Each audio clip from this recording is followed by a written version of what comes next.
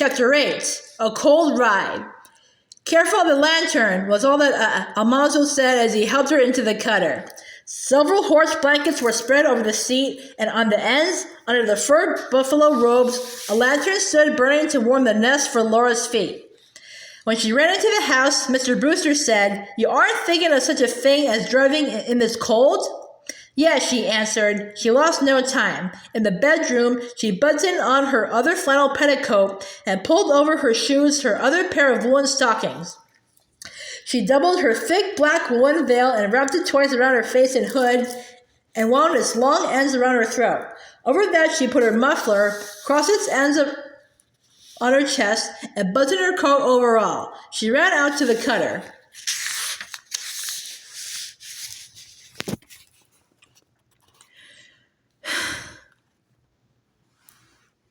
Mr. Brewster was there protesting. "You folks are fools to try it," he said. "It is not safe. I wanted to put up here for the night," he said to Laura. "Think you better not risk it?" Almanzo asked her. "Are you going back?" she asked him. "Yes, I've got stuff to take care of," he said. "But I'm going," she said. Prince and Lady started swiftly into the wind. It struck through all the wooden folds and took Laura's breath away. She bent her head into it, but she felt it flowing like icy water on her cheeks and chest. Her teeth clenched to keep from chattering. The horses were eager to go. Their trotting feet drummed on the hard snow, and every sleigh bell cheerily rang. Laura was thankful for the speed that would soon reach shelter from the cold. She was sorry when they trotted more slowly. They dropped into a walk, and she supposed that Almanzo was slowing them for a rest. Probably horses must not be driven too hard against such a bitter wind. She was surprised when he stopped them and got out of the cutter. Dimly through the black veil, she saw him going to their drooping heads, and she heard him say, "Just a minute, lady," as he laid his mittened hands on Prince's nose. After a moment, he took his hands away with a scraping motion, and Prince tossed his head high and shook music from his bells. Quickly, Almanzo did the same thing to Lady's nose, and she, too, tossed up her head. Almanzo tucked himself into the cutter, and they sped on. Laura's veil was a slab of frost against her mouth that made speaking uncomfortable, so she said nothing, but she wondered. Almanzo's fur cap came down to his eyebrows, and his muffler covered his face to his eyes. His breath froze white on the fur and along the muffler's edge. He drove with one hand, keeping the other under the robes, and often changing so that neither hand would freeze. The horses trotted more slowly again, and again he got out and went to hold his hands on their noses. When he came back, Laura asked him, "What's the matter?" He answered, "Their breath freezes over their noses so they can't breathe. Have to thaw it off." They said no more. Laura remembered the cattle drifting into the October blizzard that began the hard winter. Their breath had smothered them, so they would have died if Pa had not broken the ice from their noses. The cold was piercing through the buffalo robes. It crept through Laura's wool coat and woolen dress, through all her flannel petticoats and the 2 pairs of woolen stockings drawn over the folded legs of her warm flannel union suit. In spite of the heat from the lantern, her feet and her legs grew cold. Her clenched jaws ached, and 2 sharp little aches began at her temples. Almanzo reached across and pulled the robes higher, tucking them behind her elbows. "Cold?" he asked. "No," Laura answered clearly. It was all she could say without letting her teeth chatter. It was not true, but he knew that she meant she was not so cold that she could not bear it. There was nothing to do but go on, and she knew that he was cold too. Again he stopped the horses and got out into the wind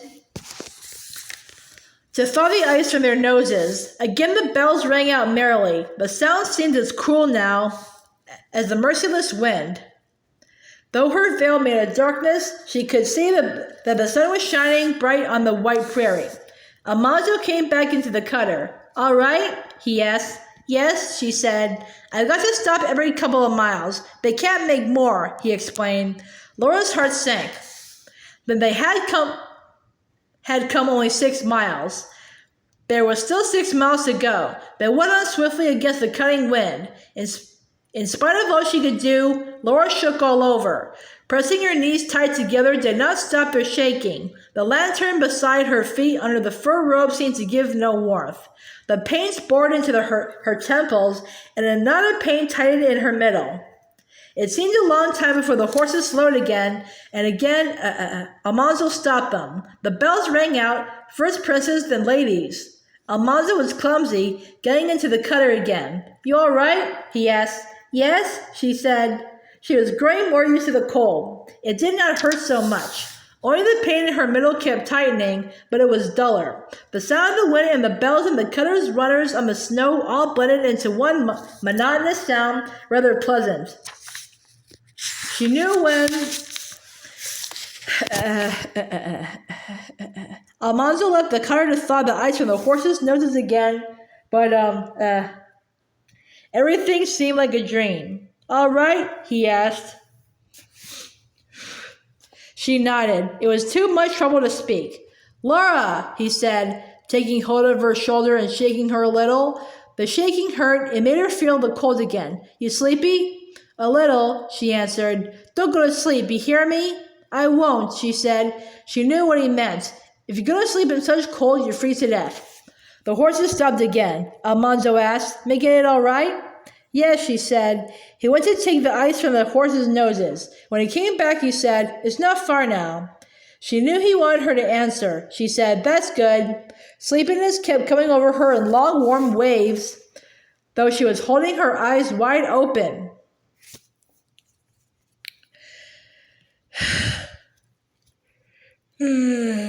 She shook her head and took burning gulps of air and struggled to wake, but another wave of sleepiness came, and another. Often when she was too tired to struggle any longer, Almanzo's voice helped her. She heard him ask, "All right?"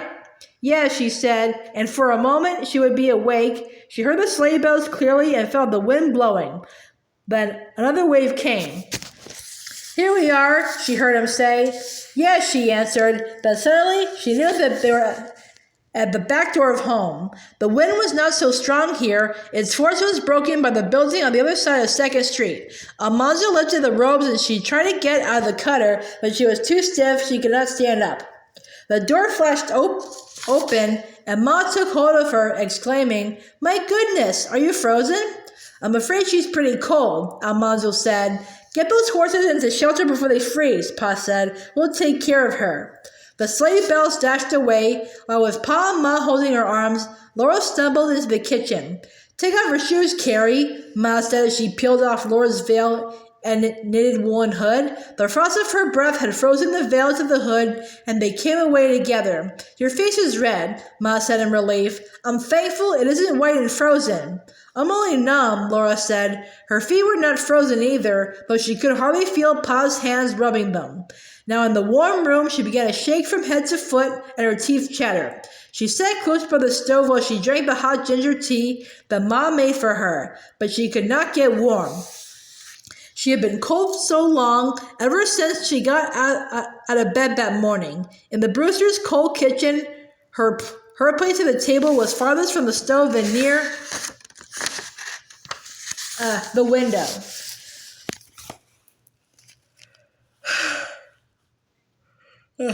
Then came the long walk through the snow to school, with the wind blowing against her and whirling up under her skirts, the long cold day in the schoolhouse, and then the long ride home. But there was nothing to complain of, for now she was at home. "You took a long chance, Laura," Pa said soberly. "I did not know that Wilder was starting until he had gone. And then I was sure he'd stay at Brewster's. It was 40 below zero when that crazy fellow started, and the thermometer froze soon afterward. It has been steadily growing colder ever since. There is no telling how cold it is now." "All's well that ends well, Pa," Laura answered him with a shaky laugh. It seemed to her that she would never get warm, but it was wonderful to eat supper in the happy kitchen and then to sleep safely in her own bed. She woke to find the weather moderating. At breakfast, Pa said that the temperature was nearly 20 below zero. The cold snap was over. In church that Sunday morning, Laura thought how foolish she had been to let herself be so miserable and frightened.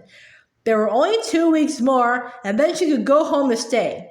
While Almanzo was driving her out the Brewsters that afternoon. She thanked him for taking her home that week.